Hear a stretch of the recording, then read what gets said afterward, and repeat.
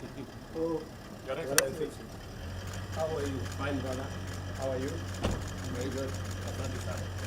Karibu Kenya. Thank you.